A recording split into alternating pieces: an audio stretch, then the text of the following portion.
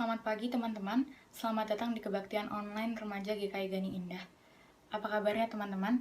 Semoga semuanya baik-baik saja ya. Sebentar lagi kita akan memulai ibadah online kita, tapi sebelumnya mari kita bersatu dalam doa. Bapa kami yang di surga, kami sungguh mengucap syukur karena kami boleh bangun di pagi hari dan melakukan aktivitas kami kembali. Bapa yang di surga, kami juga sungguh mengucap syukur karena kami boleh melaksanakan ibadah online kembali. Bapa yang sertai, berkati sehingga ibadah kami boleh berjalan dengan lancar dari awal, pertengahan hingga akhir. Juga Bapa yang bukakan hati dan pikiran kami sehingga kami boleh melaksanakan ibadah dengan baik. Terima kasih ya Tuhan, hanya dalam nama-Mu kami berdoa dan mengucap syukur. Haleluya, amin.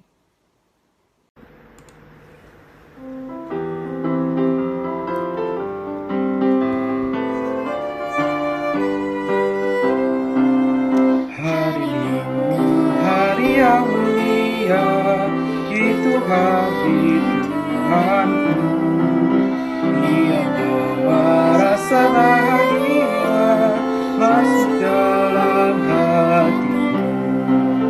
Hari Minggu, hari Tuhan, hari suci dan teduh. Hari Minggu, hari Tuhan, hari suci dan teduh.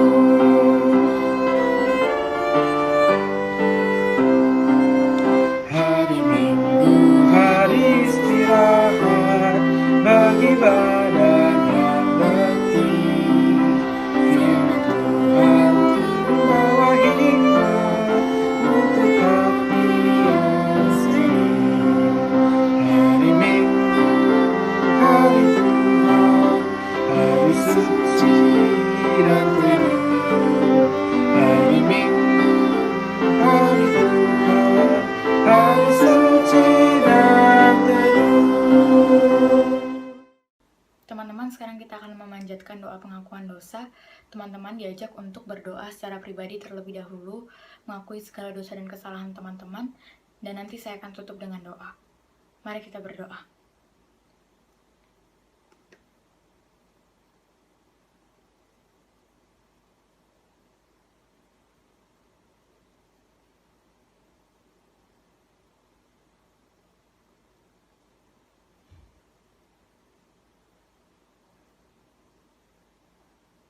Bapa yang di surga, inilah segala dosa dan kesalahan kami ya Bapa. Kami sungguh memohon ampun atas segala perbuatan kami yang menyedihkan hati-Mu. Ajarlah kami, bimbing kami, agar kami tidak melakukannya lagi, sehingga kami boleh hidup dengan menyenangkan hati Tuhan. Terima kasih Tuhan, hanya dalam nama-Mu kami berdoa dan mengucap syukur. Amin.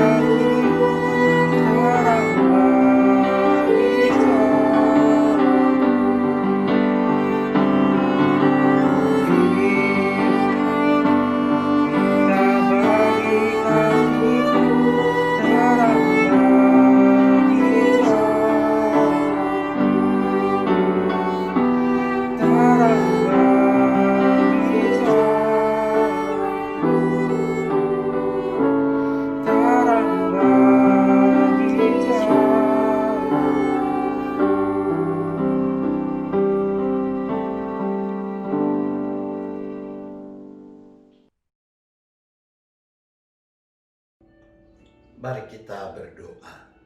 Bapa di sorga, tiba saatnya dalam kebaktian ini kami mau mendengarkan firman Tuhan. Kami bersyukur Bapa yang tahu keterbatasan kami, Bapa yang sudah perlengkapi kami dengan penolong, yaitu Roh Kudus yang telah dicurahkan bagi kami dalam Kristus. Maka mampukan kami menyambut kehadiran dan karya Roh Kudus dengan benar, supaya dengan hikmat-Nya kami dapat makin mengerti kebenaran firman Tuhan dan makin bersungguh melakukannya. Terima kasih ya Bapa, kami berdoa hanya di dalam nama Yesus. Amin. Pembacaan Alkitab dalam kebaktian kita terambil dari Injil Lukas, Lukas pasal 16 ayat 19 sampai dengan ayat 31. Lukas pasal 16 ayat 19 sampai dengan ayat 31. Demikian bunyinya. Ada seorang kaya yang selalu berpakaian jubah ungu dan kain halus, dan setiap hari ia bersukaria dalam kemewahan. Dan ada juga seorang pengemis bernama Lazarus, badannya penuh dengan borok, berbaring dekat pintu rumah orang kaya itu, dan ingin menghilangkan laparnya dengan apa yang jatuh dari meja orang kaya itu. Malahan anjing-anjing datang dan menjilat boroknya. Kemudian matilah orang miskin itu, lalu dibawa oleh malaikat-malaikat ke pangkuan Abraham. Orang kaya itu juga mati, lalu dikubur. Dan sementara ia menderita sengsara di alam maut, ia memandang ke atas, dan dari jauh dilihatnya Abraham dan Lazarus duduk di pangkuannya. Lalu ia berseru, katanya, "Bapa Abraham, kasihanilah aku, suruhlah Lazarus supaya ia mencelupkan ujung jarinya ke dalam air dan menyejukkan lidahku, sebab aku sangat kesakitan dalam nyala api ini." Tetapi Abraham berkata, "Anak, ingatlah bahwa engkau telah menerima segala yang baik sewaktu hidupmu, sedangkan Lazarus segala yang buruk. Sekarang ia mendapat hiburan dan engkau sangat menderita. Selain daripada itu, di antara kami dan engkau terbentang jurang yang tak terseberangi, supaya mereka yang mau pergi dari sini kepadamu, ataupun mereka yang mau datang dari situ kepada kami tidak dapat menyeberang." Kata orang itu, "Kalau demikian, aku minta kepadamu, Bapa, supaya engkau menyuruh dia ke rumah ayahku, sebab masih ada 5 orang saudaraku, supaya ia memperingati mereka dengan sungguh-sungguh agar mereka jangan masuk kelak ke dalam tempat penderitaan ini." Tetapi kata Abraham, "Ada pada mereka kesaksian Musa dan para nabi. Baiklah mereka mendengarkan kesaksian itu." Jawab orang itu, "Tidak, Bapa Abraham, tetapi jika ada seorang yang datang dari antara orang mati kepada mereka, mereka akan bertobat." Kata Abraham kepadanya, "Jika mereka tidak mendengarkan kesaksian Musa dan para nabi, mereka tidak juga akan mau diyakinkan sekalipun oleh seorang yang bangkit dari antara orang mati." Demikian apa yang sudah kita baca dan dengar dari kesaksian Injil Lukas ini. Maka berbahagialah setiap orang yang mendengarkan firman Tuhan, yang memelihara dan melakukannya. Haleluya. "Dasar lu ansos," kata seorang remaja kepada temannya yang menolak ketika diajak hangout. Apa sih yang dimaksudkan anak ini dengan istilah ansos?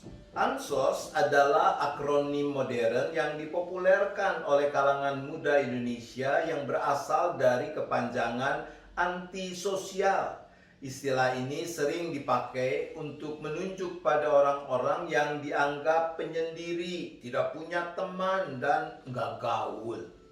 Nah, banyak orang ternyata masih salah paham dalam mengartikan atau menggunakan istilah ini sehingga mengaburkan makna sesungguhnya.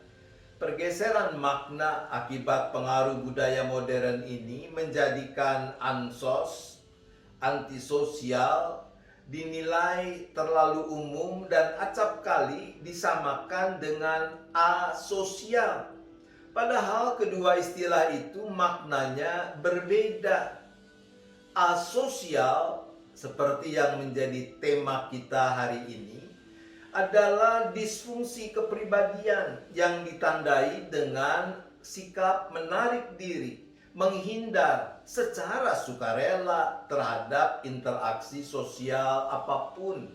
Seorang asosial cenderung tidak mempedulikan orang lain, kadang kasar. Sementara antisosial menyiratkan perilaku membenci orang lain atau menentang orang lain maupun aturan-aturan tatanan sosial umum. Kita lihat video yang satu ini.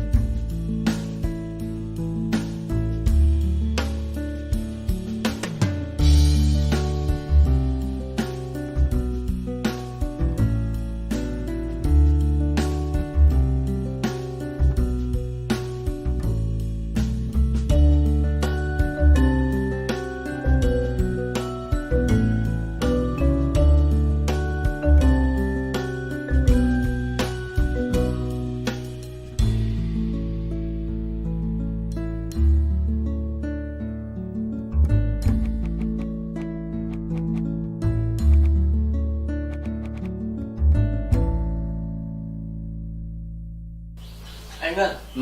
Nih Ibu sama Ayah lagi pergi keluar kota. Surat nih. Coba. Ya.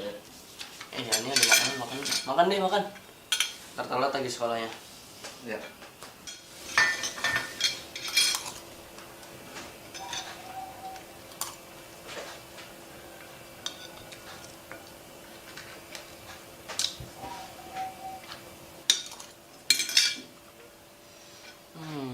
Kebiasaan kan.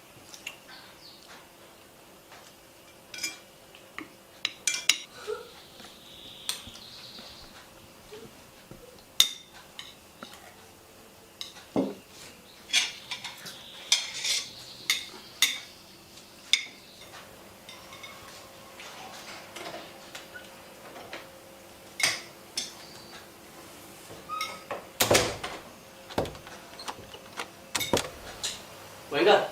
Udah tadi makan lama banget sih. Tungguin apa? Lu niat sekolah nggak? Iya iya. Ya udah abis ini lu mandi, gua nunggu depan ya. Iya iya. Jangan lama, Iya gua tungguin. iya iya. Ya udah cepetan. Ya.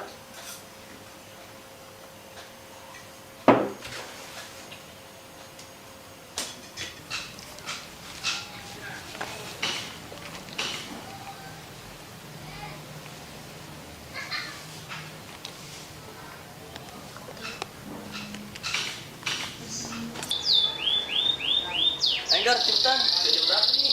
Iya iya, tunggu tuh.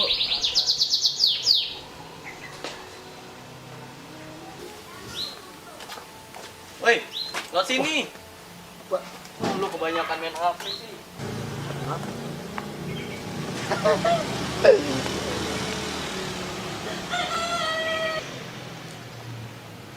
Oh iya. Adik gua mana ya? Pasan dia tadi bareng gua. Mana ya? Iya. Woi, Gal. Ayo, udah jam berapa nih? Lama banget lu. Iya iya. Ayo kerja ya. Tunggu.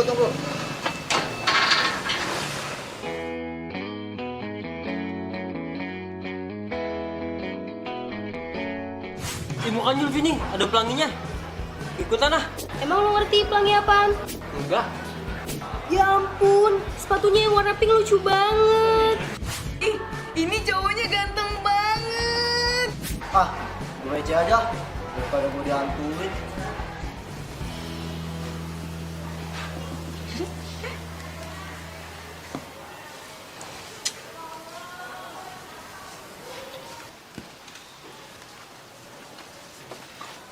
Gue duluan ya.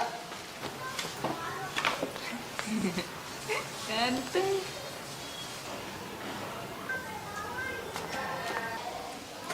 Aduh.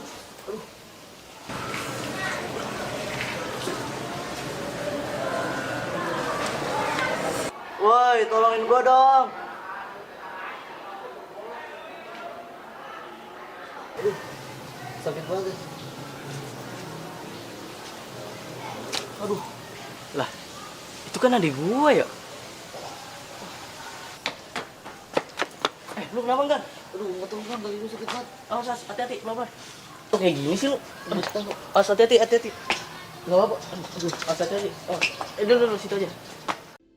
Nah, menurut teman-teman remaja, perilaku Enggar dalam video singkat tadi menunjukkan dia itu orang yang masuk kategori antisosial atau asosial. Bagian Injil Lukas yang menjadi dasar perenungan kita menceritakan sebuah gambaran menarik yang Yesus pakai dalam pengajarannya. Diceritakan tentang seorang kaya yang selalu berpakaian jubah ungu dan kain halus. Detail tentang jubah ungu dan kain halus menegaskan bahwa orang ini bukan cuma kaya, dia kaya banget. Jubah ungu dan kain halus adalah barang yang sangat mahal. Itu bahan pakaian imam besar. Tokoh kedua adalah seorang pengemis bernama Lazarus. Lazarus itu artinya Tuhan adalah bantuanku. Lazarus adalah orang yang benar-benar miskin banget.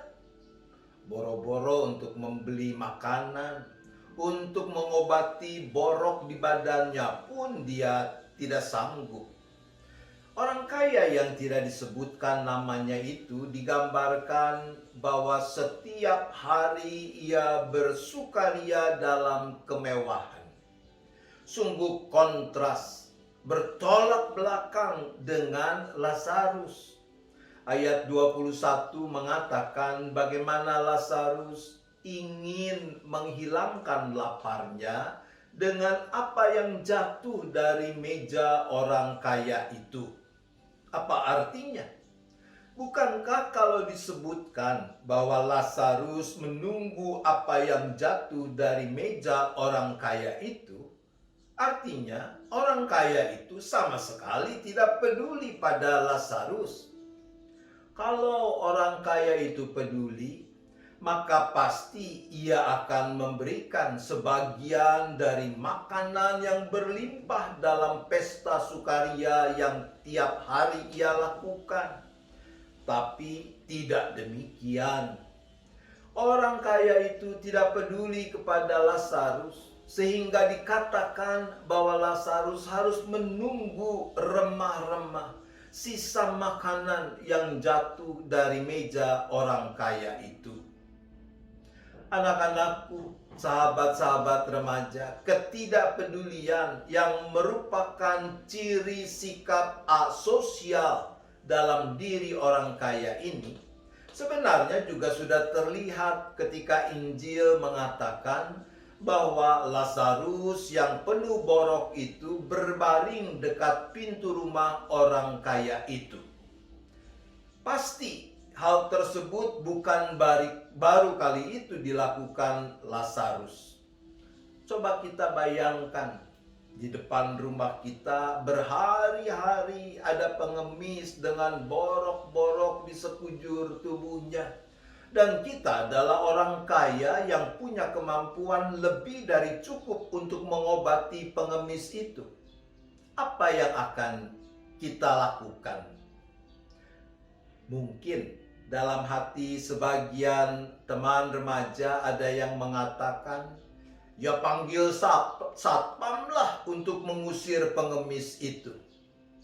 Kalau kita lakukan hal itu, maka itu menjadikan kita sama dengan orang kaya dalam cerita ini, bahwa kita asosial.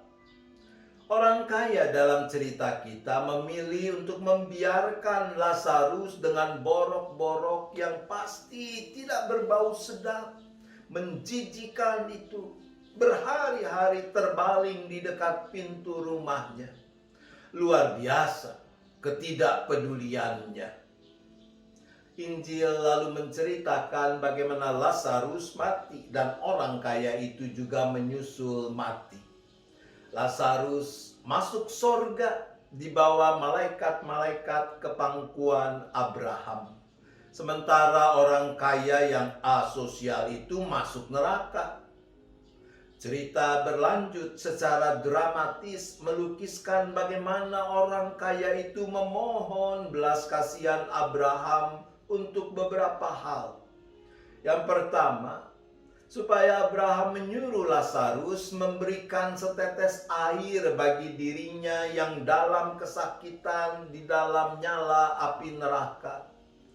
Yang kedua, agar Abraham menyuruh Lazarus memperingatkan saudara-saudara orang kaya itu yang masih hidup di bumi agar bertobat. Tapi kedua hal itu tidak dapat dipenuhi. Nah, sampai di sini saya harus mengingatkan agar kita hati-hati memaknai, mengartikan cerita yang dipakai Yesus untuk pengajarannya ini. Yesus bukan mau mengajarkan bahwa seperti itulah kondisi hidup setelah kematian. Bahwa dalam life after death, orang masih bisa kontak-kontakan. Bahkan ada line yang membuat orang yang ada di neraka bisa chatting dengan orang yang ada di sorga. Jauhkanlah pikiran seperti itu. Ini adalah cerita yang Yesus pakai untuk 3 hal paling tidak. Pertama, mengajarkan betapa berbahayanya ketidakpedulian terhadap orang lain, sekaligus ajakan agar kita mau terus mempraktikkan dan merawat sikap peduli yang lahir dari kasih dan ketulusan. Itu dasar bagi anak-anak Tuhan dalam menjalani kehidupan sosial, hidup bersama orang lain. Yang kedua, lewat cerita ini Yesus mengingatkan bahwa seberapa respon iman kita terhadap anugerah yang Allah berikan akan menentukan apa yang kelak menjadi bagian kita. Lazarus sesuai dengan namanya, yaitu bahwa Tuhan adalah bantuanku. Karena dia tidak memiliki apa-apa, karena dia miskin banget, maka dia hanya mengandalkan Tuhan. Sementara orang kaya dalam cerita ini, ia memiliki banyak hal. Dia mengandalkan dirinya sendiri dan menyia-nyiakan anugerah Allah. Keselamatan yang adalah anugerah Allah harus kita respon dengan benar, yaitu dengan mempraktikkan hukum kasih dalam hidup ini. Kasihilah Tuhan Allahmu dengan segenap hatimu dan dengan segenap jiwamu dan dengan segenap kekuatanmu dan dengan segenap akal budimu. Dan kasihilah sesamamu manusia seperti dirimu sendiri. Yang ketiga, Yesus menegaskan bahwa keselamatan itu bergantung dari respon pribadi setiap orang. Kita tidak bisa membonceng kepada orang lain supaya selamat. Kalau kita sudah melihat bahaya dari kecenderungan sikap asosial, mari kita mengikis bahkan menyingkirkan kecenderungan tersebut dari diri kita. Mulailah dengan hal-hal sederhana dan dalam lingkungan terdekat dengan kita. Misalnya, smartphone sangat bermanfaat kalau digunakan secara tepat dan bertanggung jawab. Dia akan menjadi hamba yang sangat baik, tapi ia adalah tuan yang sangat jahat. Jangan biarkan smartphone atau gadget apapun menjadi tuan atas dirimu. Ketika belakangan ini, entah sampai kapan, pandemi melanda kehidupan kita, kita lebih banyak beraktivitas di dalam rumah. Berinisiatiflah untuk memperhatikan dan mempedulikan orang-orang yang tinggal serumah denganmu. Selesai makan, cucilah sendiri piring, sendok, garpu, gelas yang sudah kau gunakan. Ketika orang tua atau saudaramu memerlukan bantuanmu dan engkau sedang sekedar main game atau sekedar chatting dengan smartphone-mu, ya stop dululah. Lakukanlah kebaikan itu. Jadi manusia asosial, ogah. Tuhan menolong kita. Amin.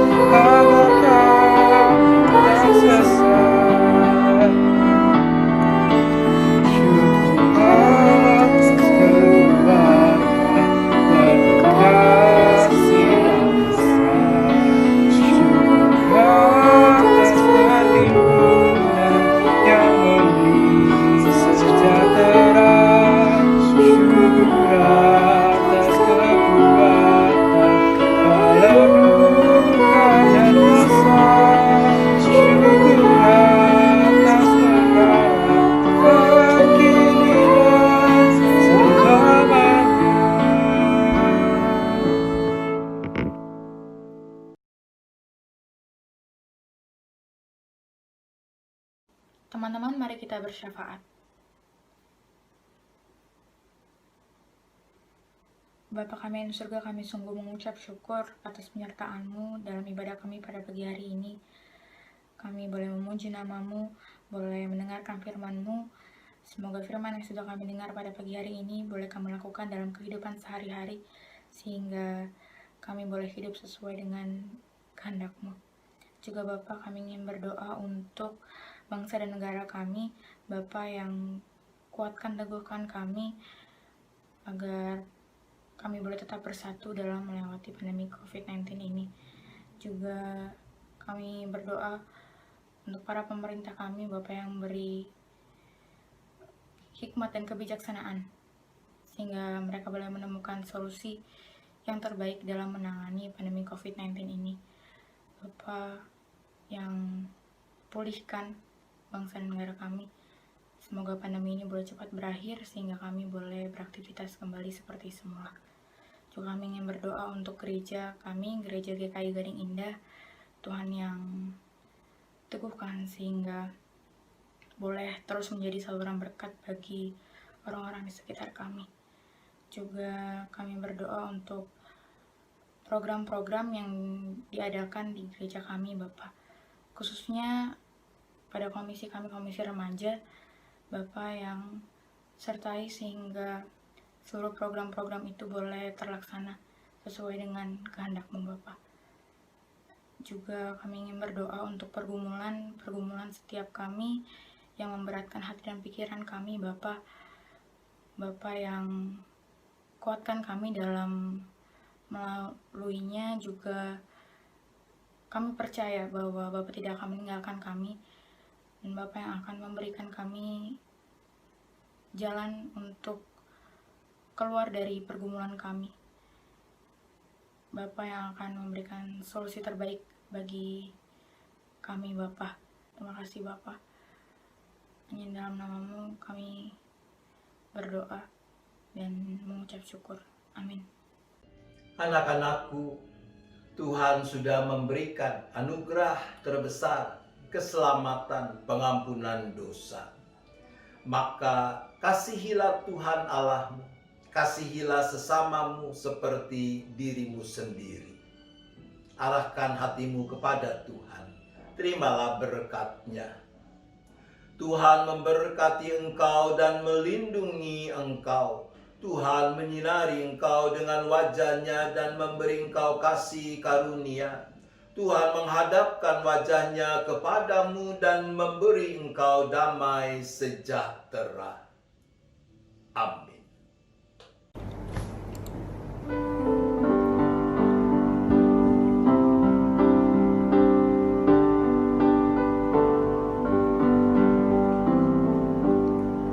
Syukur padamu ya Allah atas segala rahmat-Mu. Syukur atas kecukupan dari kasih-Mu penuh.